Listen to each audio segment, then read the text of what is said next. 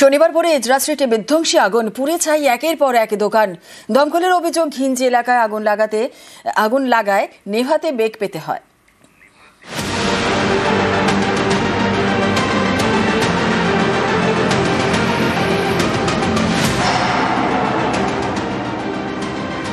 বিশাল ক্ষতি হয়ে গেল। কেউ বলছে শর্ট সার্কিট, কেউ বলছে লাগানো হয়েছে। শনিবার ভোর 5:30টা কলকাতার এজরা স্ট্রিটে বিধ্বংসী আগুন।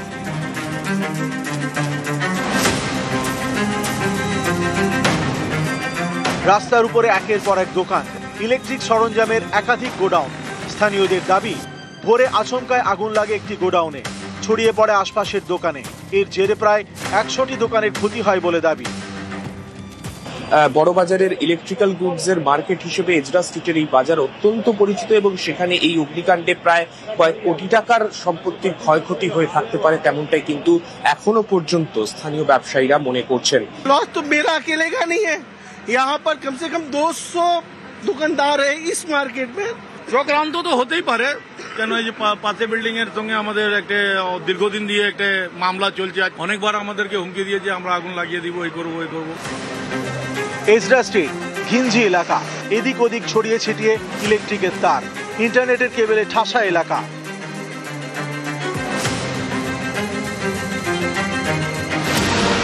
অভিযোগ, এর জেরে আগুন নেভাতে বেগ পেতে হয় দমকলকে।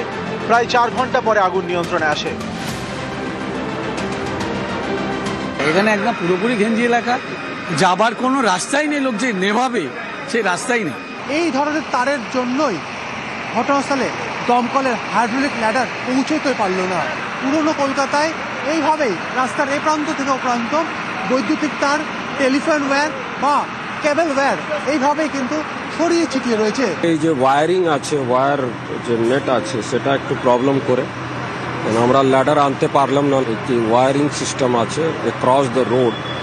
এমনি এই এজরা স্ট্রিট অঞ্চলে দেখবেন ঘিঞ্জি এলাকা, তারপর দেখবেন এই সরু গলিতে তার আছে, গাড়ি ঢোকার খুব প্রতিকূলতা আছে। আগামী দিনে নিশ্চয়ই কর্পোরেশন সেই ব্যবস্থাগুলো নেবে।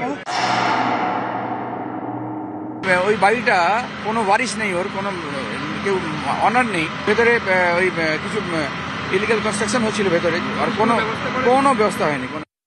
এত পুরনো বাড়ি, ভেতরে কেউ ফ্লোর বানাচ্ছে, কেউ বানাতে পারে, কিন্তু যখন হয় তখন কেউ খবর দেয়।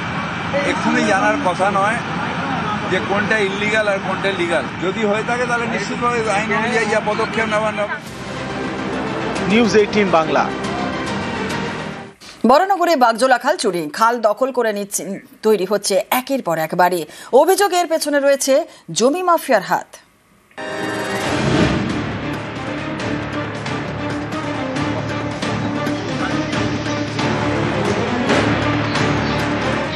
এটা বাগজোলা খাল, বরানগরের সতীন লেন নগরে। এই খালের বুকে এখন লাইন দিয়ে বাড়ি। বরানগর পুরসভার 1 নম্বর ওয়ার্ড, সতীন লেন নগর। এখান দিয়ে বয়ে গিয়েছে বাগজোলা খাল, এলাকার জল নিকাশির বড় ভরসা। অভিযোগ, এই খালে জমি মাফিয়ার নজর। খালের বুকে বসানো হয়েছে কাঠের খুঁটি, সেই জায়গায় মাটি ফেলে ভরাট করা হয়েছে, এরপর জমি বিক্রি। এই জমিতেই তৈরি হচ্ছে একের পর এক বাড়ি। এ নিয়ে ক্ষুব্ধ স্থানীয়রা। আগে এই খালটা ছিল আরো চওড়া, আশেপাশের লোকরা আস্তে আস্তে আস্তে আস্তে পুরো দখল করছে। দখল এমন ভাবে করছে, পরে খালটাকে নর্দমার মতো করে ফেলছে। 50 ফুটের খাল 20 ফুটের মতো হয়ে গেছে। বরানগরে চলছে বাগজোলা খাল সংস্কারের কাজ, এরই মধ্যে খাল দখলের অভিযোগ। শনিবার এলাকায় যান স্থানীয় বিধায়ক, তার সামনে ক্ষোভ উগরে দেন বাসিন্দারা। সমস্যার সমাধান করার চেষ্টা করছেন এবং উনি সেচ দপ্তর ইঞ্জিনিয়ারের সাথে কথা বলেছেন, এসডিও স্যারের সাথে কথা বলেছেন, সবার সাথে কথা বলে একটা সমাধানের রাস্তায় আসা হয়েছে। বিধায়িকা আবার আসবেন, পরবর্তী ডিসিশন তখনই নেওয়া হবে। সংস্কার করা হয়েছে একটা পারপাস নিয়ে, যাতে জল না জমে ঠিকভাবে, যাতে জলটা প্যাসেজ থ্রু হয়ে যায়, সেইটাই যাতে ঠিক থাকে, সেইটার জন্যই আজকে অঞ্জনদা, আমরা এবং আমাদের সেচ দপ্তরের আধিকারিকরাও ইন্সপেকশনে এসছে এবং আমরা একটা ডিসিশন নিয়েছি। কাজ এগোনোর পরে কি স্ট্যাটাস দাঁড়াচ্ছে সেটা কাজটা এগোনোর পরে বোঝা যাবে, সেই অনুযায়ী আমরা ডিসিশন। বরানগর থেকে সুবীর দে, নিউজ 18 বাংলা। বাংলাদেশের জেলে মৎস্যজীবীর রহস্য মৃত্যু। বাংলাদেশে কাকদ্বীপের মৎস্যজীবীর রহস্য মৃত্যু আর খুনের অভিযোগ মৎস্যজীবীর পরিবারের। আরো একবার আপনাদের জানাই, বাংলাদেশের জেলে মৎস্যজীবীর রহস্য মৃত্যু। বাংলাদেশের কাকদ্বীপে মৎস্যজীবীর রহস্য মৃত্যু, খুনের অভিযোগ মৎস্যজীবীর পরিবারের। বিশ্বজিৎ হালদার রয়েছে, আরো বিস্তারিত বলবে। বিশ্বজিৎ, খুনের অভিযোগ মৎস্যজীবীর পরিবার তুলছে, ঠিক কি ঘটনা? একেবারে দেখো, এই যে কাকদ্বীপের যে বাসিন্দা যে বাবুল দাস, একেবারে বয়স মাত্র 25 বছর বয়স, এবং তিনি কানেও শুনতে পান না এবং মুখেও কিছু বলতে পারেন না। একেবারে সেই জায়গা থেকেই প্রশ্ন উঠছে, দীর্ঘদিন ধরে কিন্তু এই ট্রলারের শ্রমিকের কাজ করেন এবং এই মাস তিনেক আগে যে ট্রলার বাংলাদেশে আটক হয়েছে সেখানে কিন্তু এই বাবুল দাস ছিলেন এবং সেই জায়গা থেকেই গতকাল যেটা হাই কমিশনার সূত্রে যেটা খবর এলো পরিবারের কাছে, সেখানে সে স্ট্রোক হয়ে মারা গিয়েছে বলে এমনটাই কিন্তু তাকে জানানো হয়েছে পরিবারকে। এবং তারপরে স্বাভাবিকভাবে পরিবার কিন্তু একেবারে ভেঙে পড়েছে পুরো পরিবার, এবং যেটা অভিযোগ করতে শুরু করেছে যে এই অল্প বয়সে কিভাবে তার স্ট্রোক হয় এবং সে মারা যায়, তাকে চক্রান্ত করে কিন্তু মেরে ফেলা হয়েছে, এমনটাই কিন্তু পরিবার সূত্রে জানানো হচ্ছে। যদিও অ্যাসোসিয়েশন থেকে যেটা বলা হচ্ছে যে তারা এই মুহূর্তে বাংলাদেশ সরকারের সঙ্গে যোগাযোগ করছে এবং তারা এর প্রকৃত তদন্ত চায় যে কিভাবে এই বাবুল দাস মারা গেল। ধন্যবাদ। বাংলাদেশে অনেক অত্যাচার করেছে, নাহলে আমার ছেলেটা কি করে মারা গেল? আমরা কথা বলতে দেয় না, অত্যাচার করে খেতে দিচ্ছে না, কিছু দিচ্ছে না। নিজেরা যেভাবে ট্রলার ছাড়ার জন্য একটা যুক্তি করি, দেখলো যে যদি ভালো ছেলে মারিয়ে গেলে কথাটা প্রকাশিত ওরা আমার ছেলে কানে শুনে না, কথা বলতে পারে না, কথা বলতে পারছে না, তাই সে যে বাবা ছেলেটা যদি মারি দিই তাহলে আমরা বাংলাদেশ থেকে সারা হবো সবাই। তাহলে ওই ছেলে মারা গেলে কেউ আর এই কথা ব্যাখ্যা করতে পারবো না যে এই ছেলেটার এইভাবে মারছি। সারা ভাবার জন্য, ভারতে আসার জন্য, যে বাংলাদেশ সরকার ছাড়ার জন্য ওকে ছেড়ে মারতে পারি, তাহলে বাংলাদেশ সরকার ছেড়ে দিব আমাদের, এই উদ্দেশ্য করি আমার ছেলেটারে মেরে দিচ্ছে।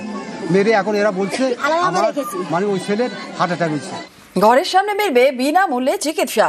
জেলায় জেলায় ভ্রাম্যমাণ চিকিৎসা কেন্দ্র চালু করেছে স্বাস্থ্য দপ্তর। বসিরহাটে প্রত্যন্ত গ্রামে ঘুরছে গাড়ি।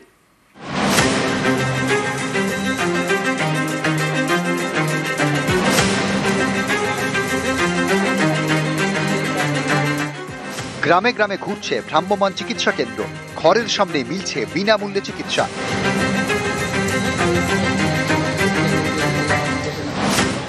উত্তর 24 পরগনার বসিরহাটের গাছা আখরপুর ভারত বাংলাদেশ সীমান্তবর্তী প্রত্যন্ত গ্রাম। চিকিৎসার জন্য স্থানীয়দের যেতে হয় বাদুড়িয়া অথবা বসিরহাটের হাসপাতালে। ঘণ্টাখানেকেরও বেশি দূরে শুক্রবার এই গ্রামে পৌঁছয় ভ্রাম্যমাণ চিকিৎসা কেন্দ্র। যখন যেটা আমাদের শ্বাসকষ্ট, প্রেশার, ওষুধ, জ্বর হলেও আমাদের দেয়। পাড়ায় পাড়ায় তোরা যাই, আমি অনেক খুশি। প্রত্যন্ত এলাকায় ঘুরছে গাড়ি, দিচ্ছে বিনামূল্যে চিকিৎসা। স্বাস্থ্য দপ্তরের উদ্যোগে চালু পরিষেবা। এই ভ্রাম্যমাণ গাড়িগুলিতে থাকছে প্রাথমিক চিকিৎসা থেকে এমার্জেন্সি চিকিৎসার ব্যবস্থা। এখানে বিনামূল্যে ডাক্তার দেখিয়ে ওষুধ পাওয়া যাবে, ফ্রিতে করা যাবে রক্ত পরীক্ষা, ইসিজি। এর জন্য গাড়িতে থাকবেন চিকিৎসক, নার্স এবং টেকনিশিয়ান। এখানে কাছে পাচ্ছি, এটাই আমাদের সুবিধা, দূরে আর যেতে হয় না আমাদের। এটা আমাদের খুব ভালো লাগে, আসলে আমাদের ভালো হয়। এখানে হ্যাঁ, ওষুধপত্র আমরা পাই এখানে সবকিছুই। এই যে আমরা প্রত্যন্ত গ্রামে এত দূর থেকে আমরা হসপিটাল থেকে আসলাম ওদের বাড়ির কাছে, যারা অনেক কাছে বেড ডিটেন যেতে পারে না বা লোক নেই, যারা দিদিমণিরা নিয়ে আসছেন আমাদের কাছে, আমরা গুড অ্যাডভাইস দিচ্ছি। যতটা আমাদের কাছে মেশিন থাকছে দিচ্ছি, বাকিটা হসপিটাল যেতে ওখান থেকে দিয়ে দিচ্ছি, এবং পরীক্ষা নিরীক্ষা সব আমরাই করছি। আমার তো মনে হয় ভীষণ উপকৃত হবেন ওনারা, ভীষণ উপকৃত। উত্তর 24 পরগনা থেকে অনুপম সাহা, নিউজ 18 বাংলা।